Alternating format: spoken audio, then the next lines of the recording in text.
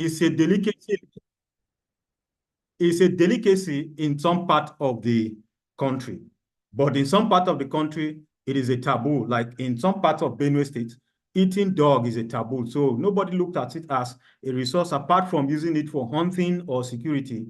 Dogs are not considered resources and etc. What about frogs?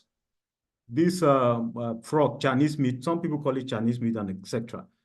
Within Benue State here, some part of Benue is a delicacy, but in others, it is not.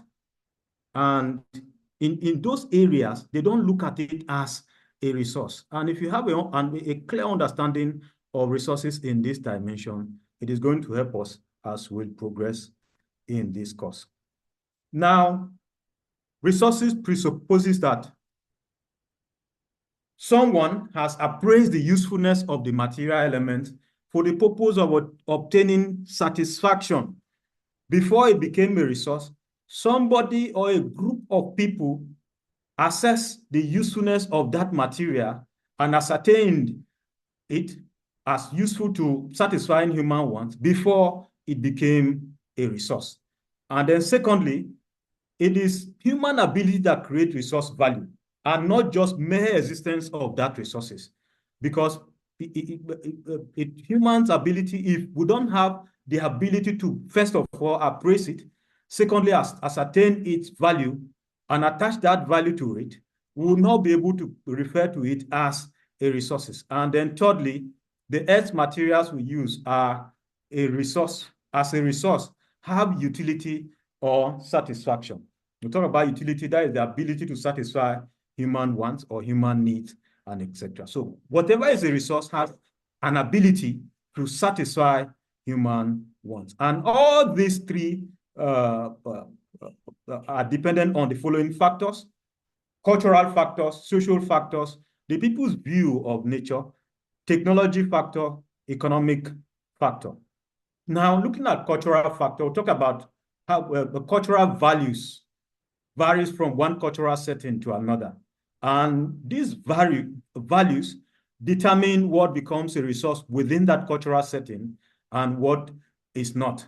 So culture has a significant influence on ascertaining values of substance in terms of satisfying human wants. Social factors, some conditions like ethnicity, gender, education, and income influence society's ability to assign value and use them. In fact, if you look at the aspect of income, the wherewithal or the ability to be able to carry out proper assessment of this substance is another factor that influences what becomes a resource and what is not. Technological ability is another important factor that influences what becomes a resource or what the ability to transform a resource potential to actual resources. Take, for instance, a waterfall remains a waterfall until we have the ability to transform it, establish a hydroelectric plant in that environment to be able to harness it for electricity, that it becomes a resources, or else it remains a waterfall. And then economic factor, when it comes to resources, profit, making profit from resources is another important thing. If the cost of exploiting resources or cost of exploration is higher than what comes in return, such material might be abandoned for maybe not utilized to satisfy human want within a setting. And then number 5, the people's view of nature. The people's view of nature also influence what becomes a resource or what it is not. For instance, maybe a natural feature loaded with mineral resources and etc. sometimes might be viewed as a resource with the purpose of harnessing those mineral resources. But in some setting, they might consider it as a place of worship, whereby they go there to just worship it, worship the natural feature, maybe a mountain, and then with the endowed mineral resources without exploiting it. And such areas based on meat are prohibited for maybe mining activities and etc. And in so doing, those resources might not be useful again to man. Take, for instance, if you go to India, even up till now, some people worship cows, animals, and etc. For them, consuming such animals is a taboo. And in so doing, they cannot assess the benefits that could be derived from, or protein that could be derived from such animals, because they look at them as gods. If you go to some areas, some people worship snakes, and in some areas, snakes are resources for meat, for skin, for leather, and etc., which we derive from such animals. So people's view about nature also influences what becomes a resource and what is not. Political factor is another thing. Policies of government. Policies are very important. Policies sometimes to protect the environment, policies sometimes to conserve the environment, policies sometimes to either discourage or encourage some kind of processes of harnessing the environment, influence what becomes a resource within an area and not. Now, let's try to classify resources. There are several ways of classifying resources, and then we'll look at them one after the other and then see how we understand the basis for classifying resources. On the basis of origin, we have two kinds of resources: biotic resources and abiotic resources. Biotic resources are these resources that are obtained from life, from living things. That is from the biosphere. If you get timber from the forest, you get maybe plants for pharmaceutical industry and etc. They are all from the biosphere. Maybe protein from aquatic animals and etc. Then the other is abiotic resources. That is non-living things. These are resources that we get from non-living things. It could be mineral resources. It could be from the atmosphere and etc. Then on the basis of stage of development, we have four types of resources. We have potential resources. We have actual resources. We have reserve resources. We have stock resources. Now, let's look at them one after the other. Potential resources are, these are resources that exist. We know they exist. We know that they are resources. We can derive satisfaction from them, but we are not been utilizing them. We know that they can be used in future for man, to satisfy man's needs. Then the second one is actual resources. These are resources that have been surveyed. We know the actual quantity, we know the quality, we know what is there, the value that can be derived from such resources, and are being used in present time. We are being harnessed, we are exploring it for the purpose of man's needs. Then number three is reserve resources. You know, out of the total stock of your resources known in terms of quantity and quality, when you keep part of it for future use, they are referred to as reserve resources, part of actual resources for future use. And then finally, we have stock resources. Stock resources are those resources that have been harnessed. We know them, but we don't have the technical know-how, the technology to harness such resources. Or it's very expensive to even harness those resources. So the resources are there for future use. Maybe if by the time we develop the technology, we'll have the ability to do that, then we'll be able to harness that resources. So I'll give you an example. The oil deposit in Alaska, that is part of the United States of America, is one of the largest oil, crude oil deposit. But because of the climatic condition of that area, it is very expensive to harness the resources. In fact, at present, the cost of harnessing crude from Alaska is cheaper, no, is higher than the cost of importing from other nations. So that is why America is not even bothered thinking of harnessing that, because that can even meet the needs of the entire USA and even neighboring regions, because the cost of harnessing. In fact, at some point, they were able to develop a technology called cracking. Cracking is a technology that drill vertically and then horizontally, and then it will now explode. A kilometer radius of all the oil deposit would be able to come to concentrate at a particular location whereby it will be extracted. In fact, what could be extracted using that technology in a day will be more than using traditional oil drilling technology for a whole year. So when that technology was developed, most environmentalists came up to say, no, this technology is not sustainable. If you release this technology to third world countries who are just there, maybe greedy and etc., trying to just scoop everything, they might get up one day and drill the entire oil reserve of their nation. And as such, that technology is still on hold and it has not been released for general use. Now, on the basis of renewability, we have renewable resources and we have non-renewable resources. Under renewable resources, these are resources that can replenish itself within reasonable given time for man use. If you harness it, it has the ability to naturally replenish itself in no time.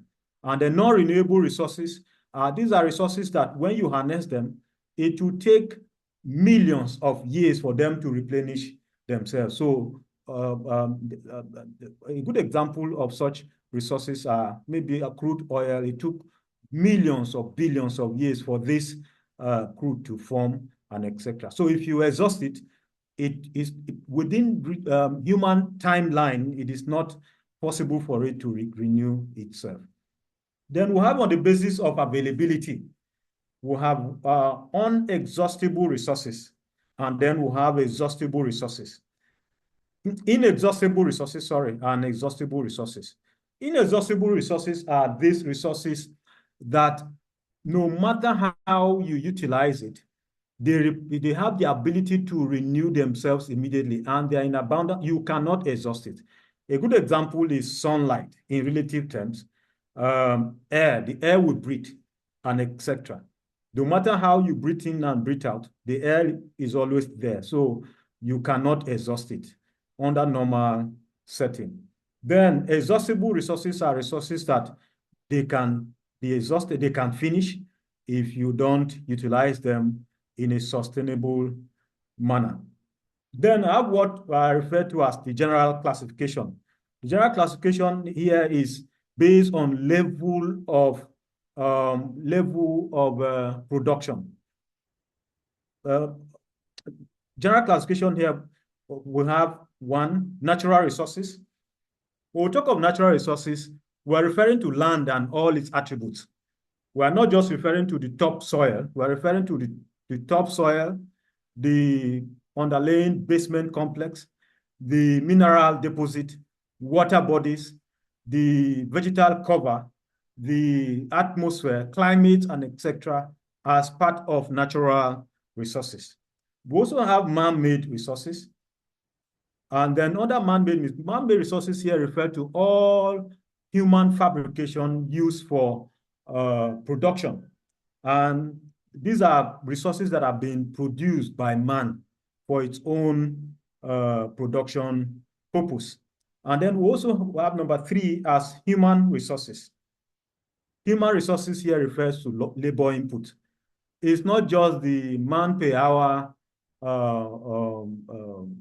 labor, but it's referring to both man's toil and his intellect, not just the physical labor, intellectual labor also is part of this. And labor here is classified into the quality of labor that is available, the quantity of labor that is available, and the structure and value of labor that is available. We'll talk about quality. We're referring to whether the labor is high-skilled labor or semi-skilled labor or unskilled labor completely. That defines the kind of labor resource available within a region. If your region is characterized by mainly unskilled labor, then production activities will be within that level of maybe primary level, at most secondary level of production, and etc. Then we have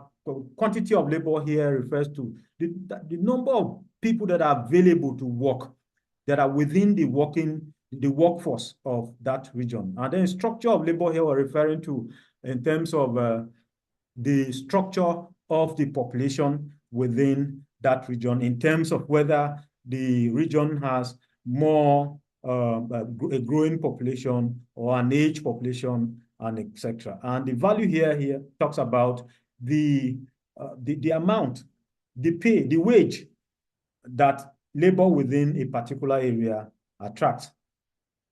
Now, hello, class rep. Class rep. Yes, can you hear sir. me? But I hope you guys are following. Okay. Now, let's look at conservation of resources. If we talk about resources under this domain and we don't look at how resources can be conserved, then we have not done much.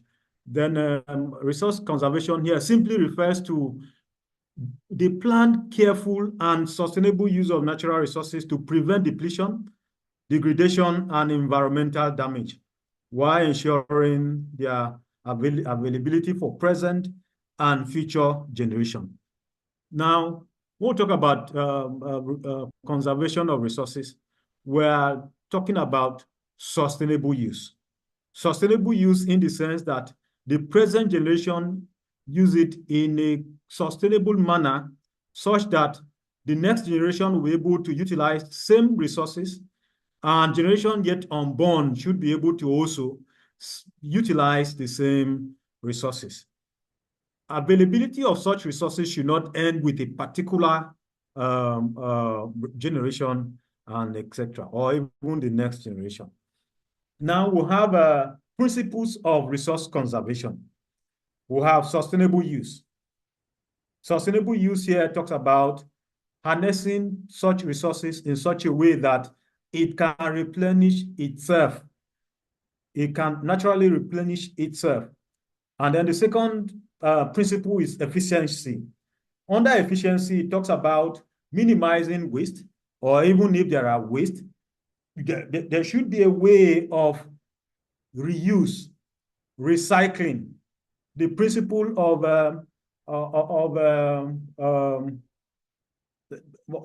as in reusing that resources. So for every production activities, there should be a plan for how to manage the waste in terms of reuse, in terms of recycling, and such that waste will not become a problem within the environment. Then number 3 talks about substitution. Substitution here is using renewable alternatives where possible. For instance, in production activities, you are using fossil fuel. And you know, fossil fuel contributes a lot to greenhouse gases. Now, we can get alternatives instead of relying on energy supplies that produce a lot of waste to the environment. We can take alternatives like solar energy, hydropower, electricity, and etc., to minimize the impact of resource utilization on the negative impact of resource utilization on the environment. The number 3 is equity. Everybody, every region should have access to the available resources and etc.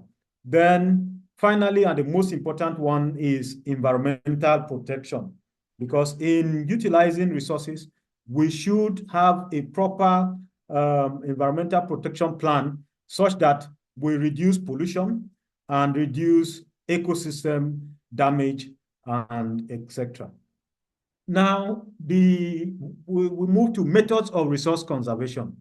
We have different methods of resource conservation. We have soil conservation, we have a water conservation, wildlife conservation, and etc. So look at them one after the other. Under soil conservation, we adapt methods of utilizing soil for either agricultural purpose or any other purpose in such a way that will not destroy the ecosystem of the soil we are utilizing as a resource.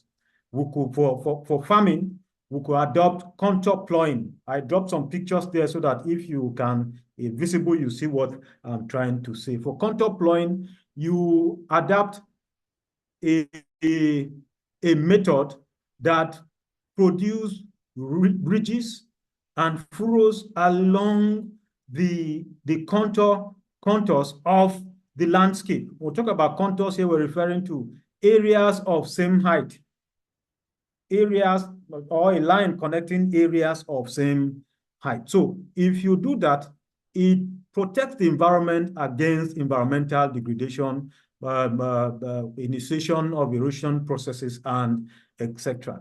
Terracing is another method used in slope areas, maybe rugged terrains and etc. So if the slopes are steep, bridges are created against the slope so that it will minimize the impact of surface runoff on the soil. Crop rotation is a method whereby you move one crop from one plot to another to regenerate the soil and protect the entire ecosystem of the soil. Mulching, which is more traditional method of covering the topsoil with materials, most especially plant materials, to protect it from direct sunlight and protect it from leaching, protect it from other processes that affect the soil. Then we have water conservation. Water conservation is another method of conserving resources. Our water resources. Here we protect the watersheds so that the source of our streams, our rivers are not affected. We protect wetlands and rivers. Sometimes we adapt rainwater harvesting to conserve water, and we can also adopt sustainable use of water so that we don't exhaust available stock. Wildlife conservation. Here we can talk about habitat restoration, where we decide to either preserve or conserve existing wildlife areas.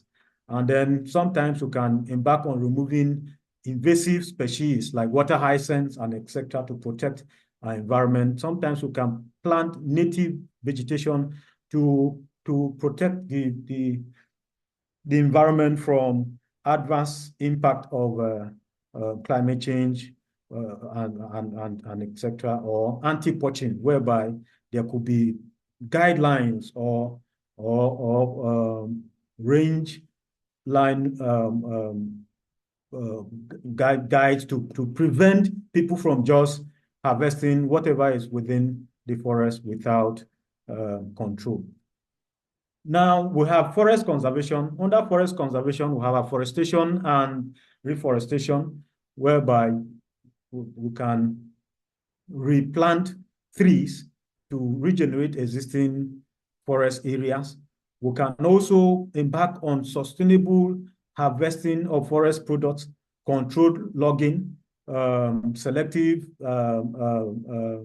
tree felling, and we can also encourage community forest management, whereby the community owns the forest and protect it from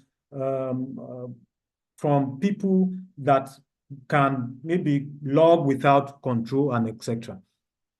Community forest management is very important. There was a time I went to Cross River.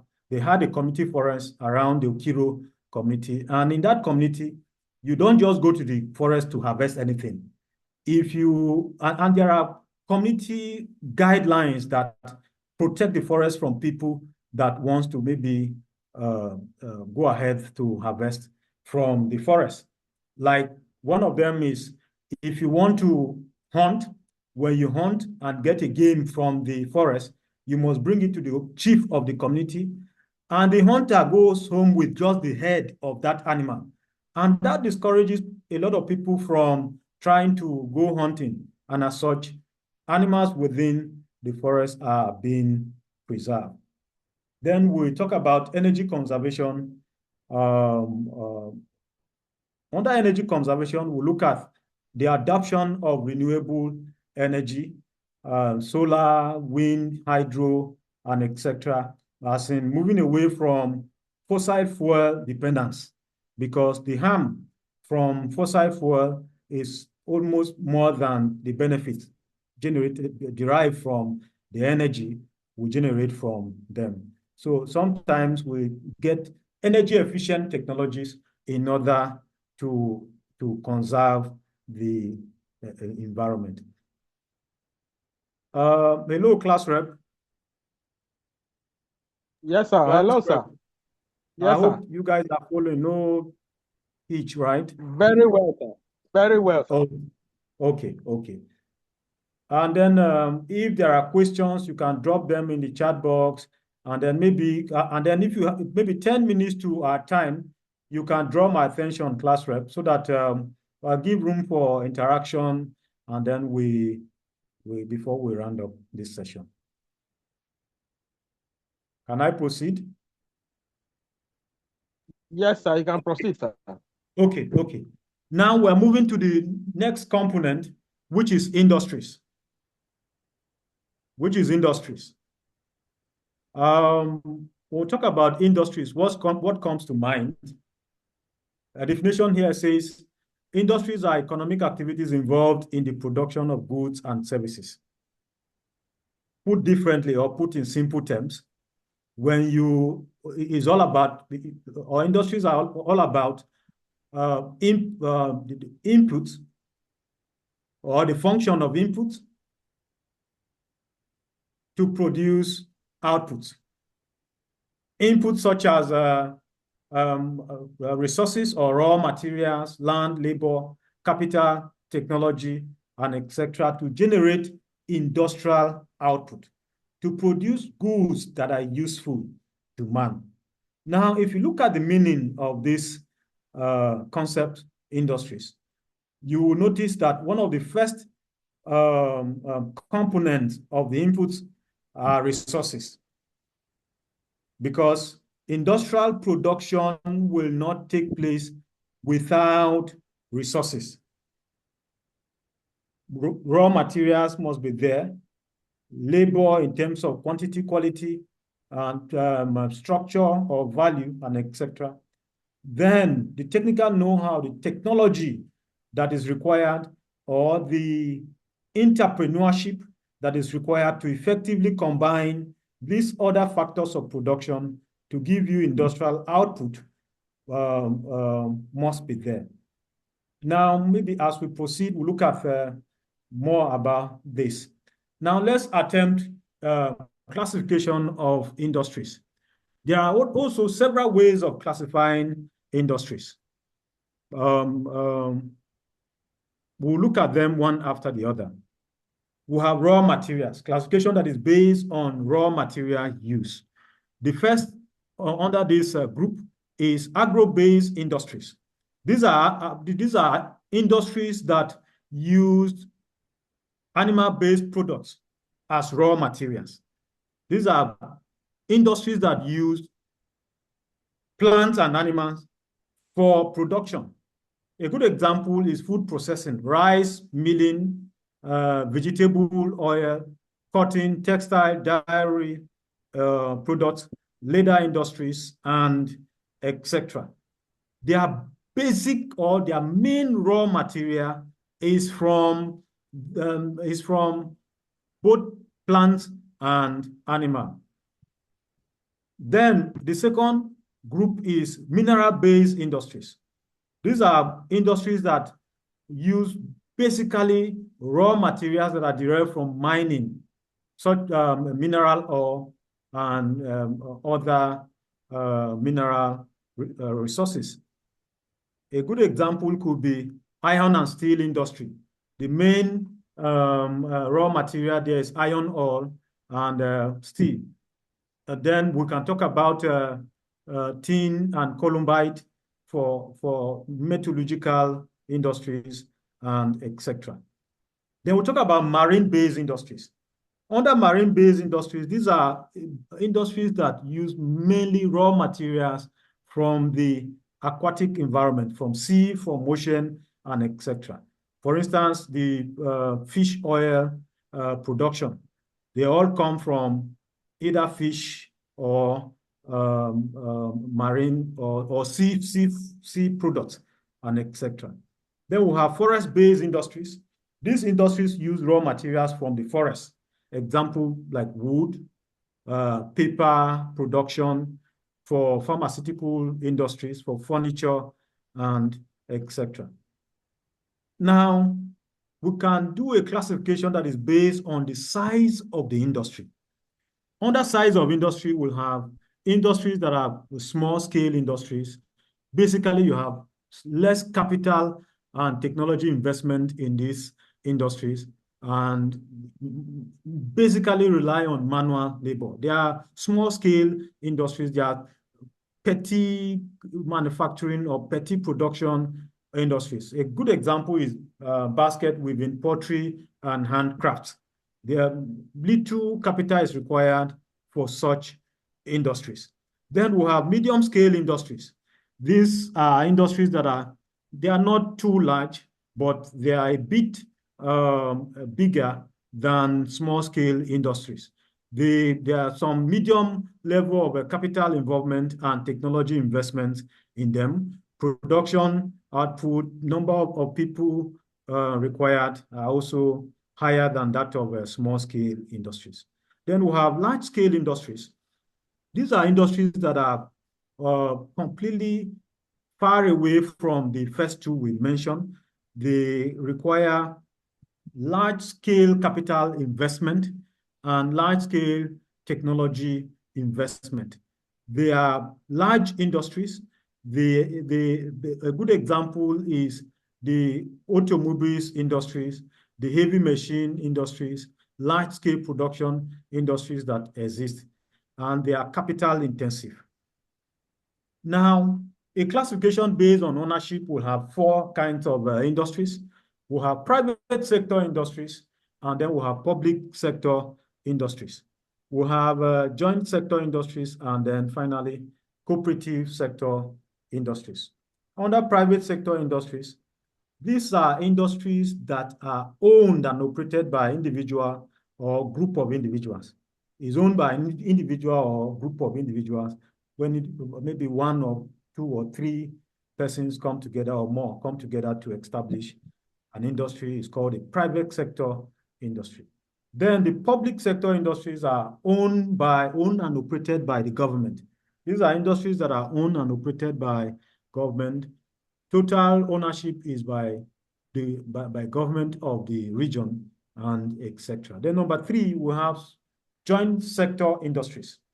Joint sector industries, these are industries that are owned and operated by both the state or the public sector and private individuals. A good example is maybe the energy industry.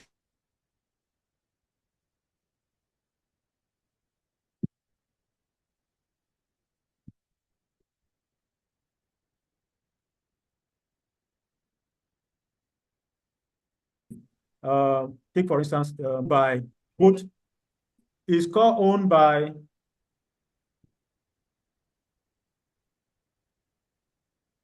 hello, class rep, can you hear me?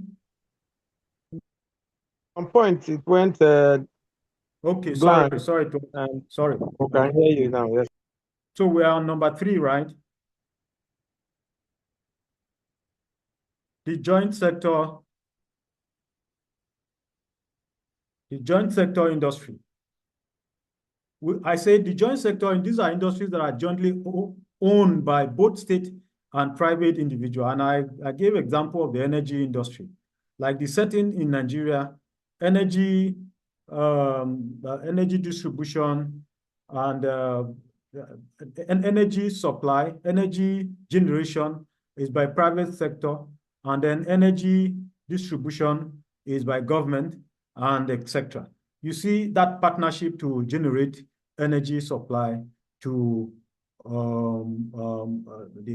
the communities in Nigeria. Then number 4 is cooperative sector industries. These are industries that are owned by and owned and operated by either suppliers or producers or workers of raw materials. And a good example is the Odua and the Ariwa textile industries. These industries are owned and operated by the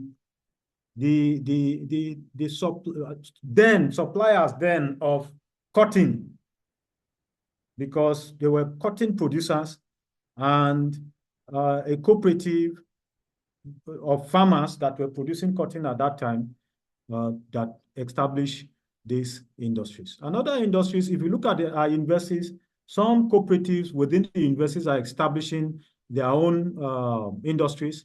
Example, pure water businesses owned by either academic or non-academic staff, cooperatives, and etc. These are purely owned and run by cooperative societies. Now, the last group of classification is scale of production. We'll talk about scale of production. That is the level of value addition involved within that kind of industry. And the first we'll have primary industries. Primary industries are those industries involved in extracting natural resources from the earth. Basically, they are primary activities with low-level technology, low-level value addition, and a good example of this kind of industries include mining, harvesting, fishing, hunting, and etc. Just even harvesting crops from the earth without any much value addition. These are primary industries. Then secondary industries are second stage of industries. Here, there's some level of processing, level of manufacturing. The level of value addition is much higher than what is obtainable in primary industries.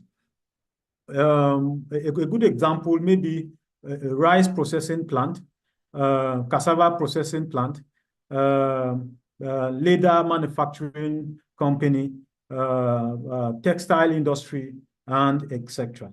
Then the next is tertiary industries. These industries include basically transportation and communication, and utilities service.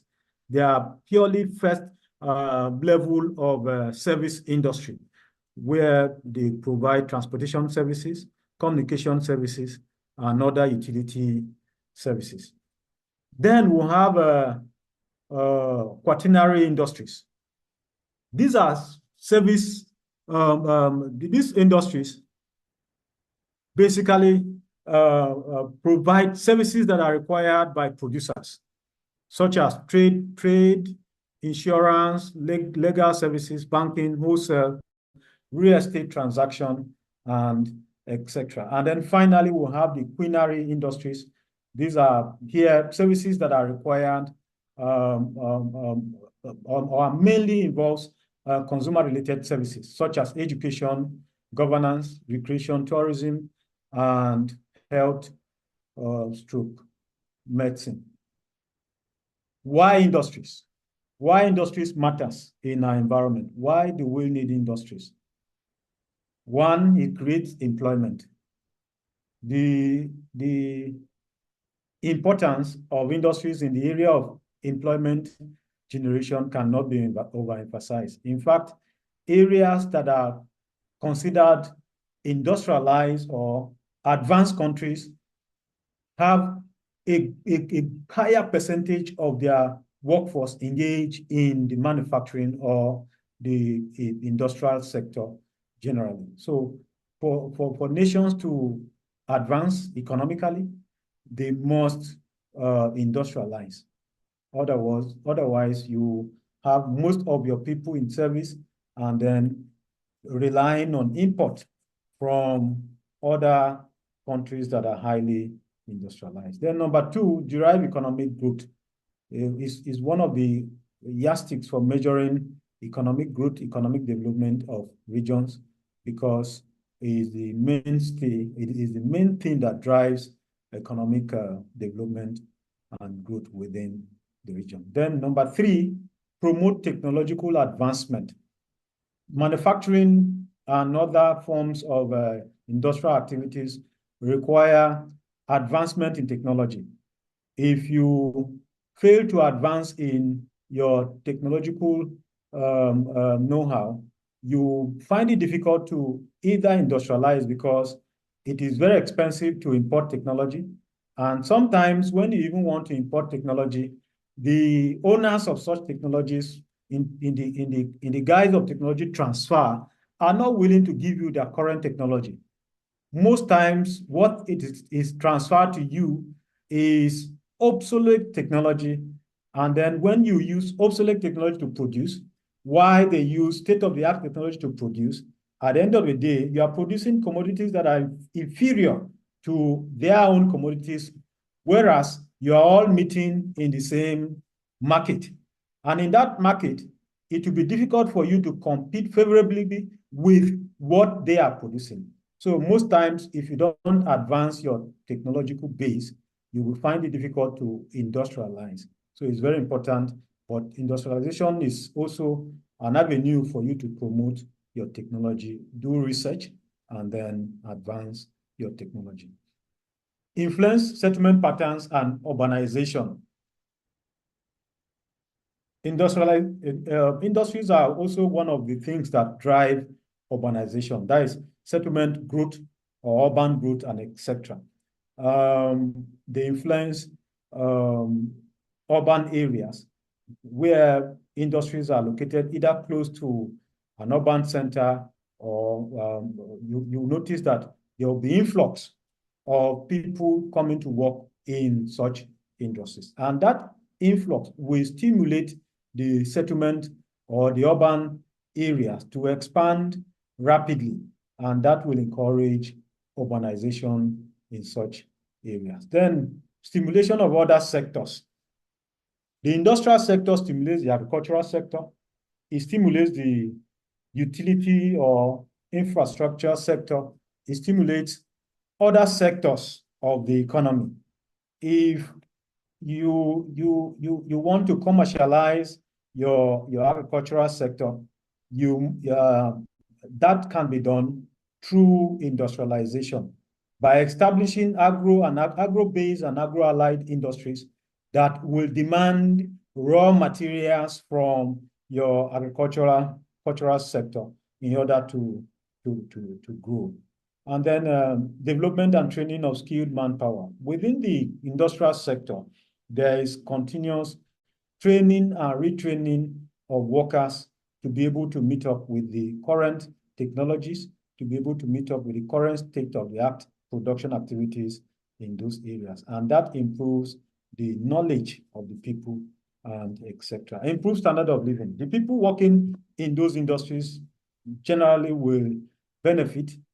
They make income, and such incomes can transform their lives, their way of life, improve their standard of living, and etc. And then finally, and the most important one, is it shapes the environment, either positively or negatively. It depends on the industrial process. If we embark on sustainable industrial process within a region, that will promote positive environmental or to promote environmental sustainability, because sustainable industrial use will take care of waste, will take care of, will factor in waste recycling, will factor in waste reuse, and etc. It will also factor in sustainable utilization of natural resources in such a way that there will be continuous use of these resources over time, and etc. But if we don't adapt sustainable industrial processes or approach, It's going to affect the environment negatively. There will be pollution, air pollution, water pollution. There will be health implications. There will be other negative impact of that can come from industrial progress and etc. I think let me pause here so that we'll take reactions from the class. Class rep. Hello, class rep.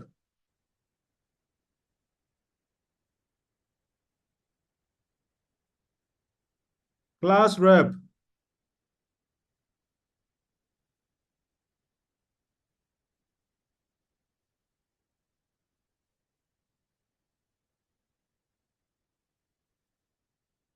Class rep.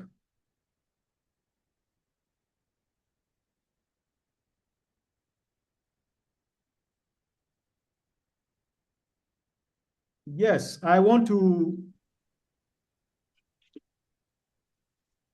Hello? Good morning, sir. Yes, yes. I need some feedback from the class. Maybe let's take some few questions before we proceed and then check our time if we can move to the next thing we need to consider. Okay, sir. Please, if anybody have a feedback, raise up your hand so that we can unmute you. Any contribution, question? Contribution, Raise up your question. Okay. Michael, I'm unmuting Michael now. Michael, Okay. please unmute yourself. Okay, good morning, sir. Thank you for the impactful lecture. I want to know the difference between the conservation and the preservation. Is there any difference between them? As the conservation of the resource and the preservation of the resource, if there's a difference. Thank you. Okay. Okay. Michael, thank you for that question. You know, preservation of the resources and resource conservation are all the two basic concepts of environmental sustainability, right? They are not the same, right? But the both concepts are all targeted at achieving sustainable environment or environmental sustainability. We'll talk about environmental conservation. We are looking at sustainable use of what we'll have within the environment in such a way that we don't destroy these available resources. But we'll talk about resource preservation. It gets to a point whereby some of the resources may be on the verge of going into extinction. And as such, we need to protect it in such a way that we don't exhaust them completely. Hello, Michael. We are with you, sir. Okay. So you understand the difference. But both are how to attain sustainable environment.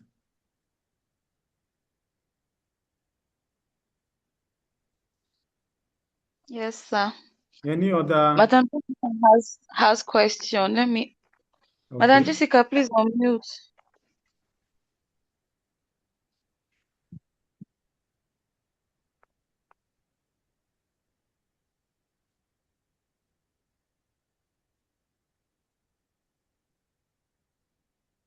Hello? Yeah, we're waiting for Madam Jessica to unmute. Okay, good morning, sir. Thank you for the resourceful lectures. It's very impactful. We appreciate you, sir. So my addition, what I want to contribute is I noticed a lot of people that cut trees for firewoods Yes. They hide it there in the night. They put them in the cars and then they transport them. I don't know what they are going to do about trying to curb that activity that they do at night. It shows that it's illegal, and Yes. I don't know what government is doing about it. It's a cause of concern. Yeah, it's a concern to everyone and is a problem to the entire environment. You know, we have laws and some policies to protect the environment. We are not implementing them, or we are not enforcing their implementation. But I think it's because we have not taken charge of the main problem. The main problem is because there is value for that activity. If we stop using firewood, there won't be market for it. And if there is no market for it, the producers will stop producing. And then on the other hand, the main drive for it could be poverty, or could be no other sustainable sources of a livelihood. Now, if we are able to take care of that, it also solve the problem of trying to run after them, even in the night, as you said, trying to stop them from harnessing, maybe in the wrong way, these trees. As you said, most of the trees are going into extinction. Ironwood, popularly known in TIV as baye, is it's difficult to even come across it within our immediate environment. Some, they just get it in the night, burn it somewhere, and then pack, and then transfer them to our urban areas. The same people that formulate these policies are the same people that are using this charcoal.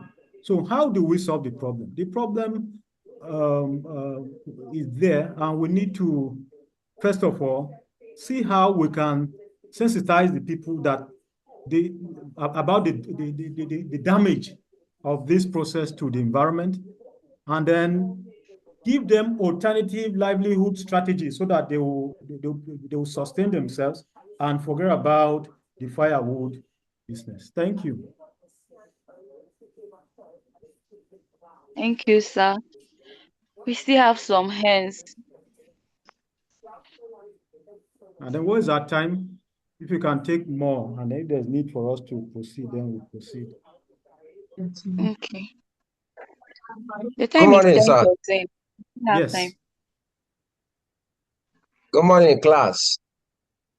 Good morning. Go on. Sir, thank you for the resourceful lecture so far. We appreciate, sir. You're welcome. My concern is about the classifications of industries Okay. on the basis of scale, where you talked about the primary, secondary, the tertiary, Yes. and the quaternary and quinary. So my issue Yes. is specifically on the primary industries, where you talk about they involve extracting natural resource from the earth. I think I need some examples of these industries. Thank Okay. you, sir. I talked about that, and I gave example of mining. I also gave example of if you harvest your cassava, if you go hunting, if you go fishing, they are all within the primary industries. Okay. All right, sir. Okay. Thank you. Any other question? Yes, we have Julius Musa. Morning. Good morning, class. Thank you for the wonderful lecture, sir.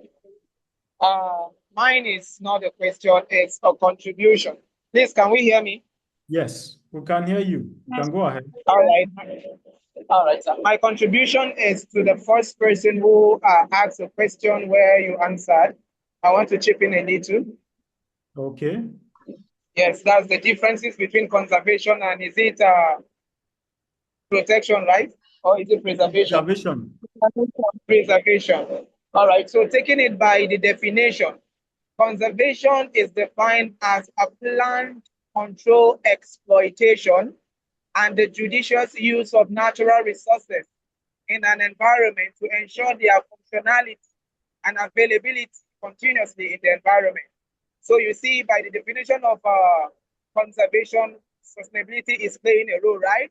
Just like you said, sir, to make sure that what we have enough to go through the present generation and even what the future. Say, for example, we have crude oil, right? We are looking at a way of harnessing and then exploiting this crude oil in such a way that it will weigh through to what the future generations were to come. That we are going to use it, yes, but then that we are going to diminish it, no. That is conservation. While preservation has to do with the systematic way of protecting the resource. Now, in this situation, you don't exploit. You protect the resource and guard it so that it will weigh through the future. They all centered on the same sustainability, but then one you are exploiting, and then you are sustainably exploiting the other one you are not exploiting. Take, for example, animal species that are in zoos, and then in sanctuaries, right? You keep a giraffe such that people will come and see in the future that a giraffe actually existed, rather than allowing them to extinct in the wild or follow to hunt them and kill them, wiping out their generation entirely. So that's my contribution as to conservation and preservation. Thank you, sir. Thank you for that elaboration. Okay, any other question or contribution? We have Veronica. Let me unmute her. Maybe we'll take this last one. And then what is our time so that let's see if we can start something before the afternoon session. Yeah, thank you so very much, Doctor, for the wonderful lecture this morning. You were talking about classification of resources based on availability. Classification of resources based on availability. And you gave us examples of inexhaustible resources.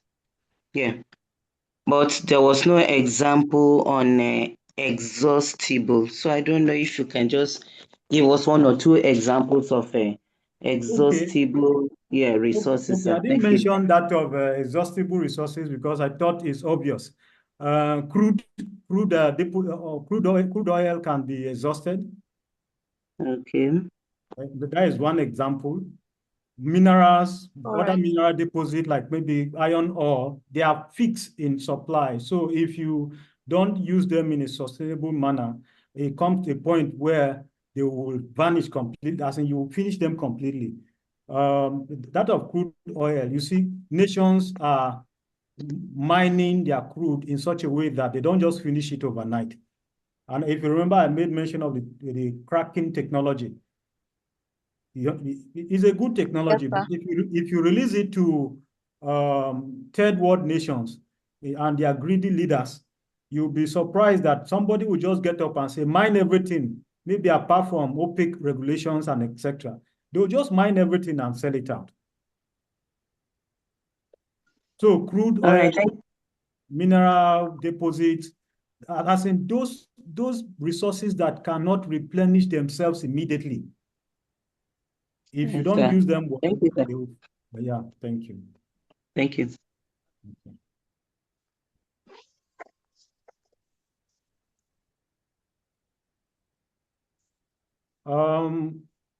What is our time?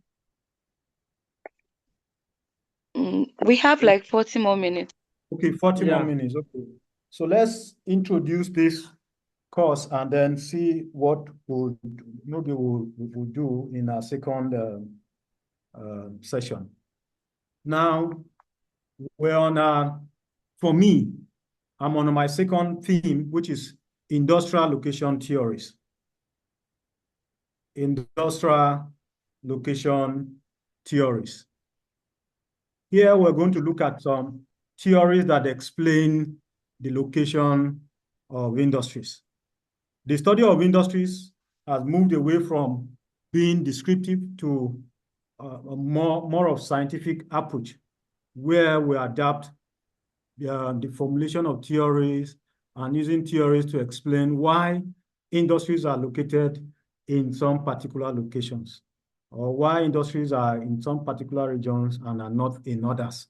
So we're trying to account for why an industry is located in a particular place based on the aim or the assumption of finding optimal location. And when we talk about optimal location, we're referring to that location that is economically best location for that kind of industry. In other words, we're referring to the location that is economically viable. You know, in production, the main target is for the producer to maximize profit. And profit maximization is the main objective for every rational thinking producer, except in the domain of government. You know, government is usually out to maximize the welfare of the people. So sometimes government will sacrifice profit for the benefit of the people in order to maximize their welfare. So we are going to look at how, or we can use theories to explain why a particular industry is located in a particular location. Now, under industrial location theories, we have two sets of theories, two groups, with each group having a particular target. The first group is least cost location. These are industries that look at minimizing cost as the main target of industrial location. Anything else is not really their challenge, because according to them, if you minimize cost, you'll be able to maximize profit. And then the second category is maximum revenue location theories. These are theories that believe that as long as you're able to maximize your revenue, you are going to make profit, irrespective of the cost.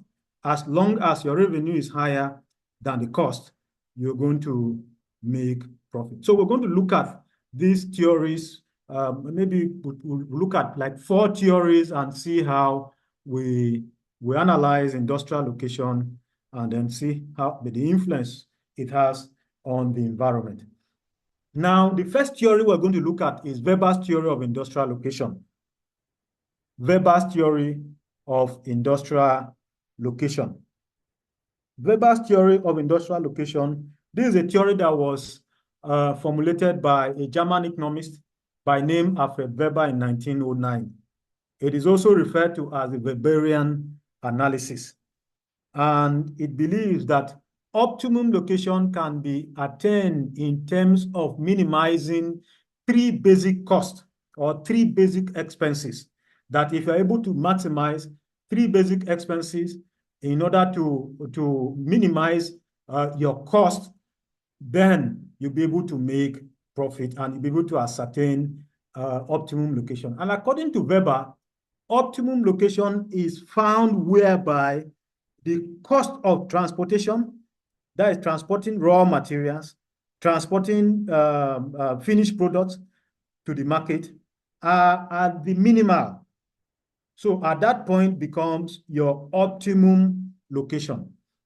Then it also looks at how you can minimize labor cost in order to maximize profit. And then the third one is agglomeration cost. Agglomeration cost here talks about the benefits accruing to firms as a result of clustering together in particular location. So here you try to take advantage of agglomeration externalities in order to minimize the cost. So when firms cluster together, there are some kind of benefits they derive.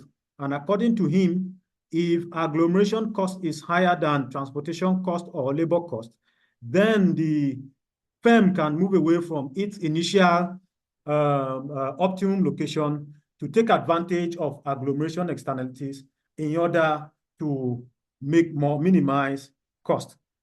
But at first instance, Weber concluded that transportation cost is the major consideration determining location of industries. And according to him, optimum location based on transportation cost will be found where the cost of assembling inputs and the cost of distributing outputs are at their lowest. So if your cost of transporting raw materials to the site is minimal, and also the cost of transporting the finished product to market is minimal, then you will be able, that place becomes your optimum location. And Weber work with the following assumptions. I'll be looking at them one after the other. The first is an isolated state where physical and socio-economic conditions were uniform.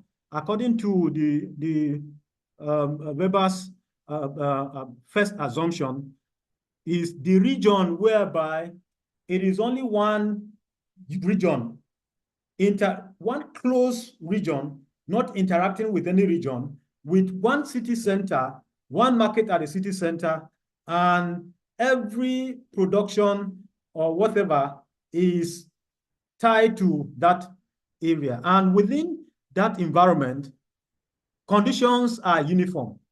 Weather conditions are uniform. The landscape is uniform. The vegetal cover is uniform, and etc. No variation in the physical and socioeconomic conditions within his isolated state.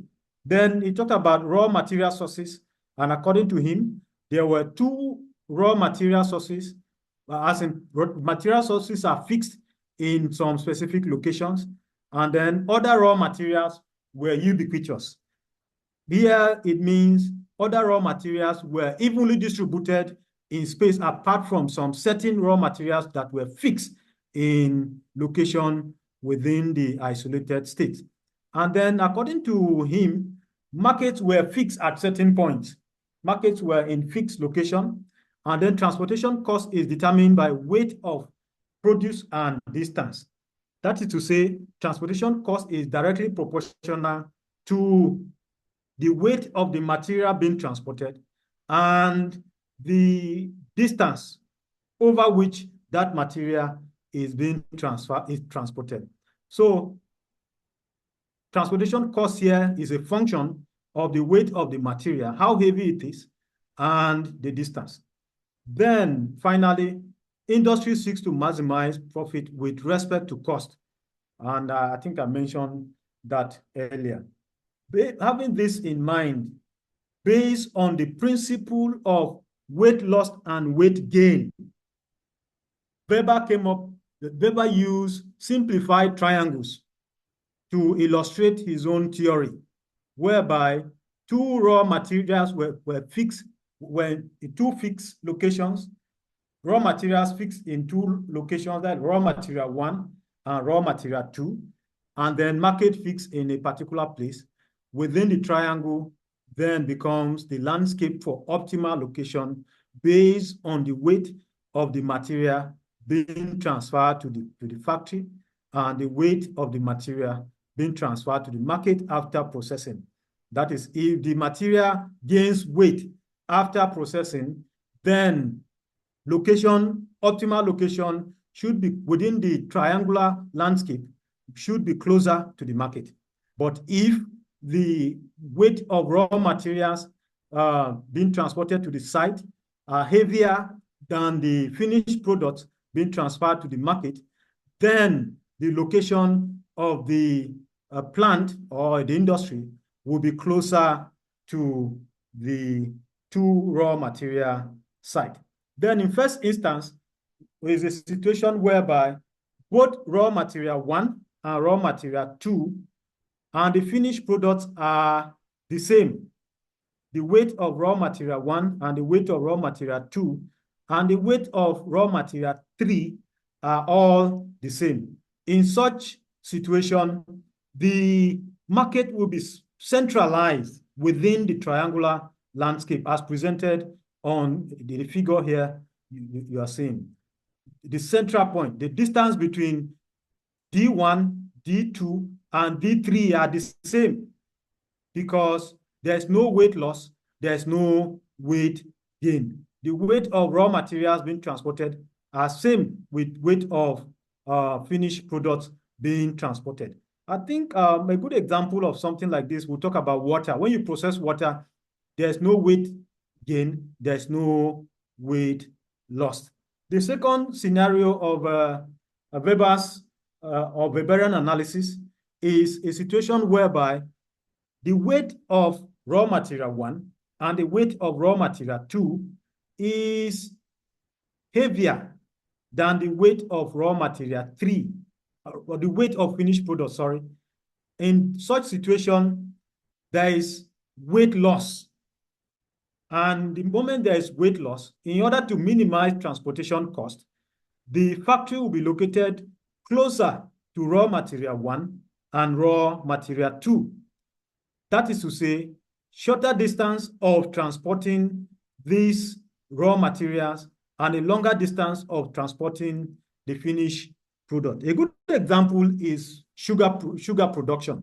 If you look at the sugar beets, the sugar cane, they are heavier than the finished product. So in order to minimize cost of maybe transporting several trucks of sugar cane, in order to produce one truck of sugar, bags of sugar, then it is better to transport those sugar beets close, as in within short distance, than to transport the finished product. So that is why you see most of the sugar production factories are located sometimes right at the sugarcane farms in order to minimize the cost of transporting raw materials. And then the final situation is when you experience weight loss. No, when you experience weight gain, sorry. When you experience weight gain, the weight of raw material 1, that is M1, and raw material 2, that is M2, is lighter than the weight of finished products.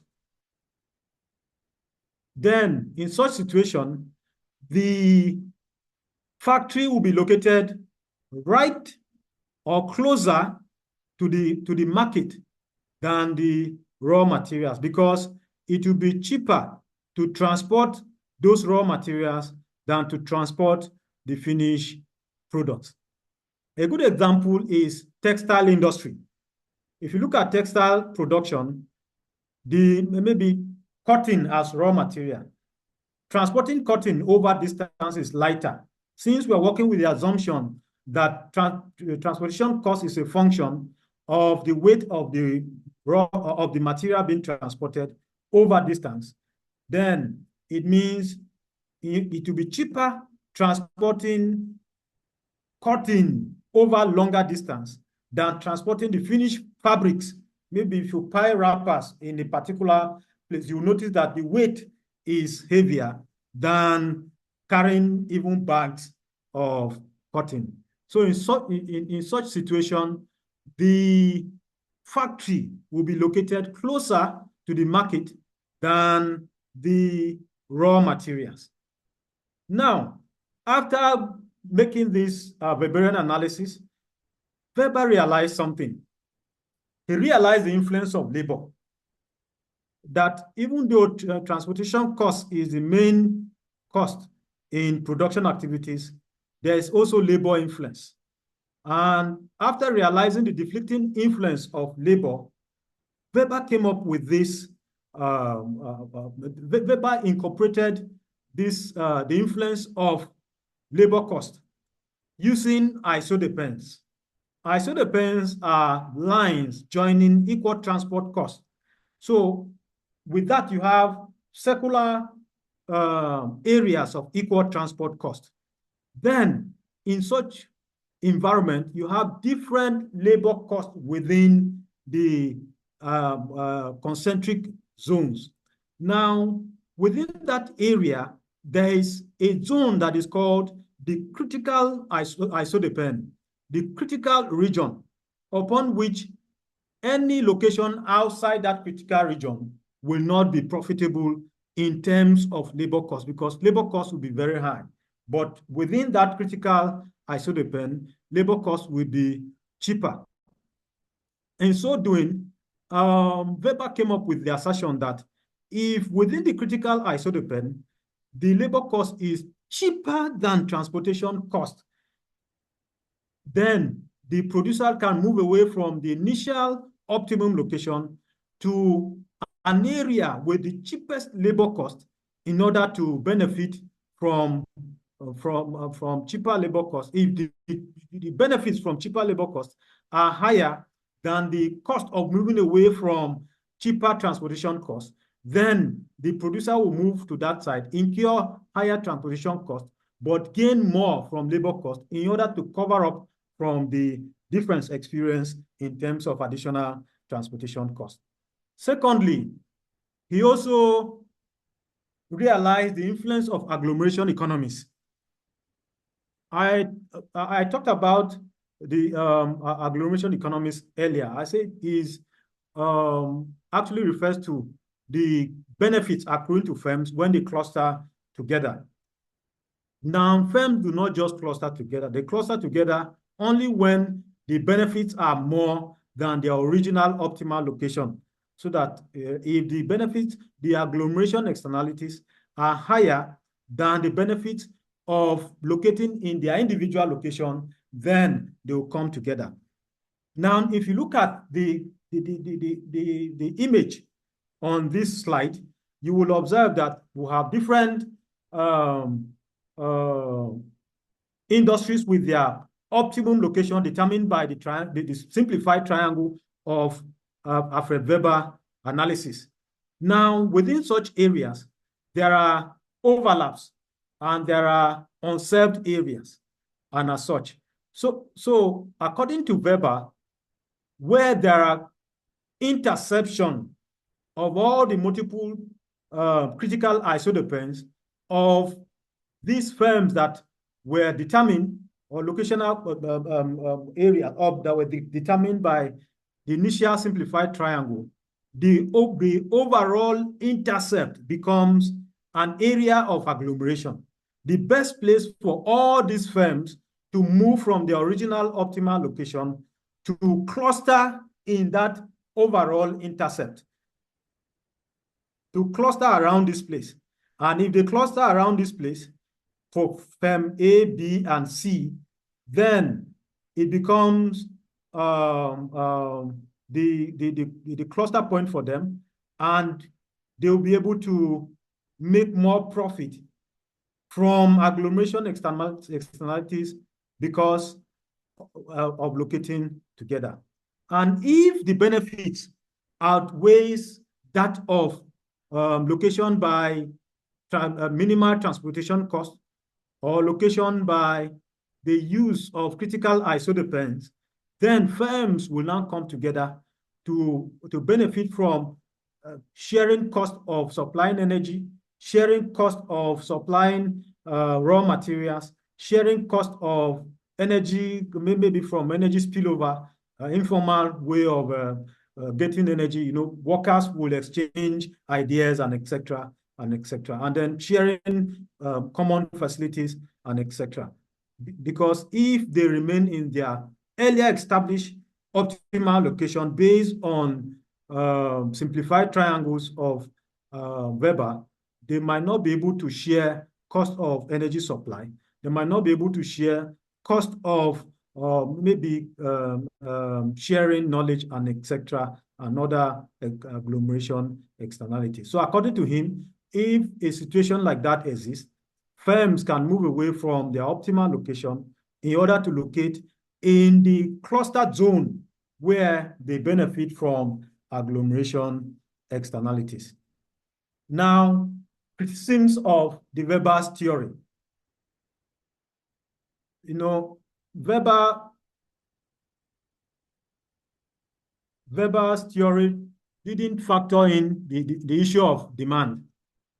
He overemphasized the role of supply, and as such, he was criticized for that because, you know, market is the interplay between demand and supply. If you emphasize supply and there is no demand, even though that is your optimal location, you will not be able to generate revenue that will cover the cost of production. Secondly, according to Weber did not factor in the issue that labor can migrate. Labor migrates from one region to another. So if he's looking at labor as a static thing and not a dynamic phenomena, is also wrong, because the moment you establish your isodependence and classified cheap labor costs and etc., and then the people migrate away from those cheap labor cost area in a situation whereby you're moving your firm into such areas, by the time you get there, there's short of labor supply, and the deficit of labor supply will generate increased cost of labor, and as such, you will not be able to tap from the benefits of cheap labor force. So labor migrates. Take, for instance, maybe now that firms are migrating from the West to the Middle East, where there's cheap labor, and most of the people from the Middle East are migrating to Western regions in order to get better wages. So by the time these firms saturate in the Middle East and there is no excess labor supply, they are going to suffer from high labor value, and as such, that will eat into the profits of moving away from their original optimal location established by simplified triangles of Weber. So labor migrates, and as such, it shouldn't be considered as a static issue. Then he also neglected political factors of location.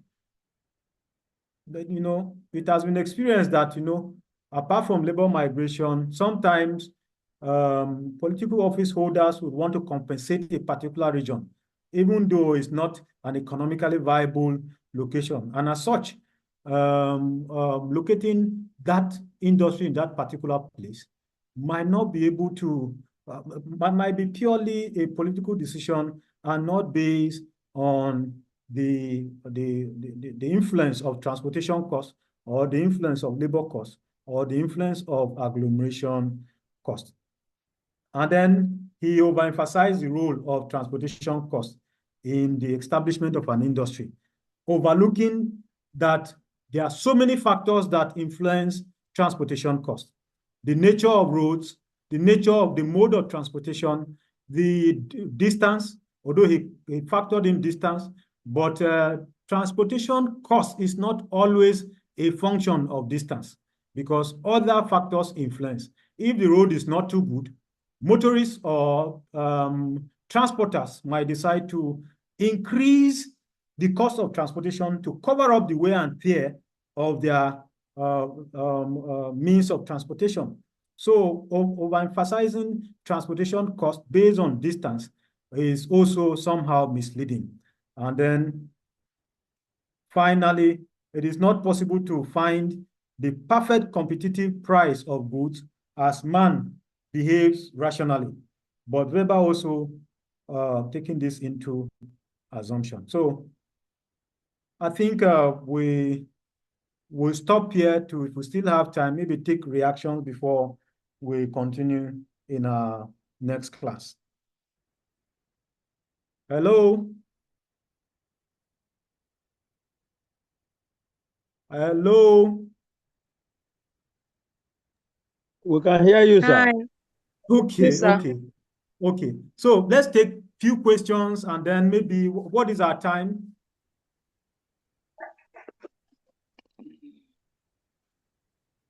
We have less than 15 minutes, sir. Okay, so let's use maybe 5 minutes for reaction, and then I'll use the 5 minutes to just maybe do one exercise, then we'll leave for our afternoon class. Okay, sir. Any reaction, Their any hands contribution? up. Let me open. Okay.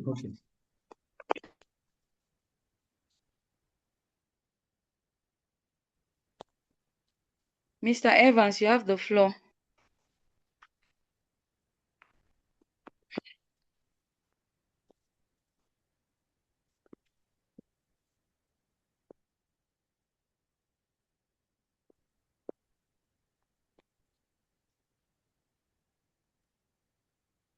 Hello, good morning, Prof. Morning, how are you? Fine, sir. Thank you for the well-articulated lecture, sir. Mine is just, I want to add to the criticism to the Alfred Weber's theory. I think Yes. one of the, after setting all those, setting all the necessary parameters for the industry, I think one key thing that should be taken into consideration is that technology is dynamic. After you have set all those things, and then there are alternatives to some of the product that you have, definitely is going to affect the industry. So that's my take, sir. Yes, it's a good contribution. Technology is a factor. He didn't think of incorporating that as one of the issues influencing production. I'll also take that into consideration. So Thank you for that wonderful contribution. Any other contribution? Yes, Sunday, unmute your mic.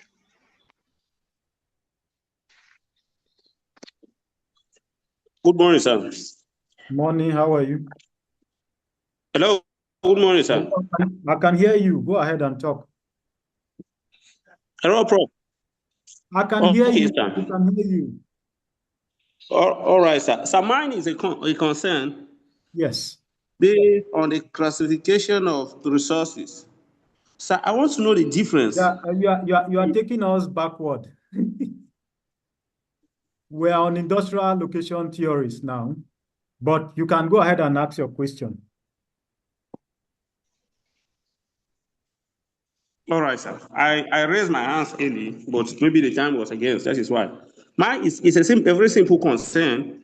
I am not clear with classification based on renewable and availability, because when we say renewable and non-renewable, I think it's the same thing as the one of exhaustible and inexhaustible resources. Please, sir, can you throw more light on that? Okay. On the basis of renewability and on the basis of availability, they are not the same. We'll talk about renewability and whether renewable or non-renewable resources. We are looking at how the capacity of that resource to be able to replenish itself in such a way that even if you use it, it's still there. For those that are renewable resources, no matter how you utilize it, you'll be able to replenish themselves immediately or within reasonable time. Non-renewable resources now are the ones that cannot renew themselves. They are like fixed supply. The stock is there. If you exhaust it, if you finish it, it cannot renew itself. Then inexhaustible resources, they are in abundance. It's not the matter of renewability that keeps them inexhaustible. For instance, your air, the air you breathe in, the air is always there, right? How do you exhaust it? The sunlight, as long as there's sunshine, there's sunlight, you can utilize it for solar energy generation. You cannot exhaust it. And then exhaustibility can be in relative term, because when we talk about water, you can exhaust water sometimes, but so I didn't even bother to classify it under inexhaustible resources. All right, thank you, sir. Okay, you're welcome. Maybe the last question then. Ajoko Philemon, unmute your mic. Yeah. Good morning, sir. Bonnie, how are you? I'm fine, sir. I also want to contribute to the criticism to the webinar theory. So basically, I think he did not factor in the land decay hypothesis theory, because in some instances, looking at central place theory, it might be difficult to get land in the heart of the town. And then as you move away on the peripherals of the town, land is always cheaper there. So I think he did not factor the land decay hypothesis theory in his own assumptions. And then he did not also consider the threshold and range of certain product. For instance, you see that orange is produced in Benue State, but it's mostly consumed in the northern part of Nigeria. So irrespective of the distance, you see that most trucks load these oranges to sell them to people in the northern part of Nigeria. Thank you, sir. Thank you very much. That was a wonderful contribution. He didn't factor that into his assumption, and he can be criticized based on that too, because variation in land accessibility in terms of value can influence location also, because if you go to areas that maybe city centers that highly urbanized and land is very expensive, but if you go to the suburb or the hinterland where land is very cheap, almost free, some firms will want to take advantage of that and then establish their firm in the hinterland. And then maybe if the benefit of cheap access to land is higher than the benefit of optimum location determined by either simplified triangles by Weber on the ground of transportation cost or on the ground of isodependence based on labor cost or on the grounds of agglomeration cost. So I agree with you. And also the second thing, range of goods, it also influences the decision to locate industries. For instance, the demand for tractors in Nigeria here, even though we don't have a tractor factory, is beyond maybe Japan, China, and etc. So we still travel all the way to Japan in order to get tractors for our own agricultural purposes and etc. So that contribution is very correct. Thank you.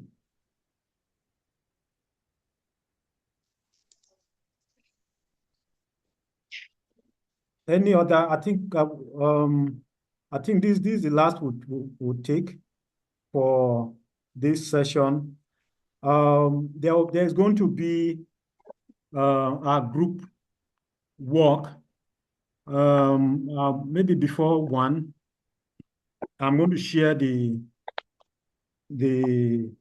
work with your class rep, and then we're going to divide ourselves into groups and see how we can also actively participate. It's not about hearing from us. We need to also interact at that level. We engage you beyond just class setting. So for now, I don't know the total number of students, but I'll iron that out with the class rep, and then I'll share the material with. I'm going to share this material at the end of my sessions, and also share that a guide to the group assessment. Your class rep is going to share you into the number of groups as designed by that assessment. And then you're going to develop a group presentation. The guide is there. The number of pages, what is required of you is in that document. The class rep will divide you, I think it's 5 groups.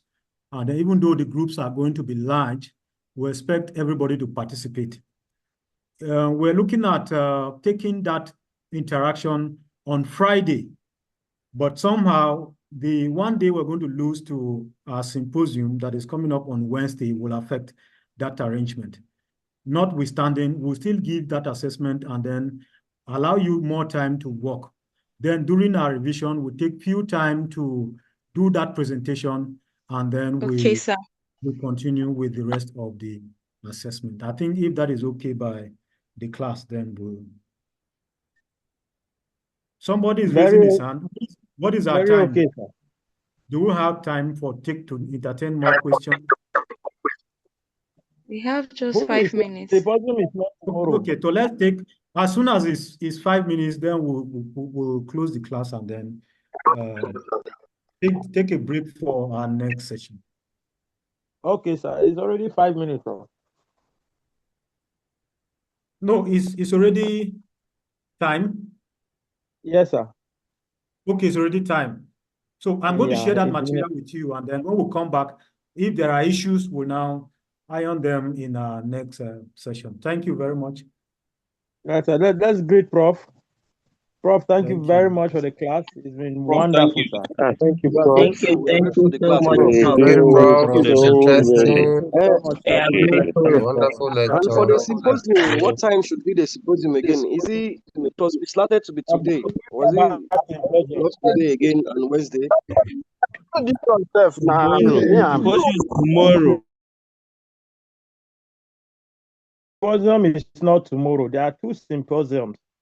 One tomorrow, which is online for procurement sustainability.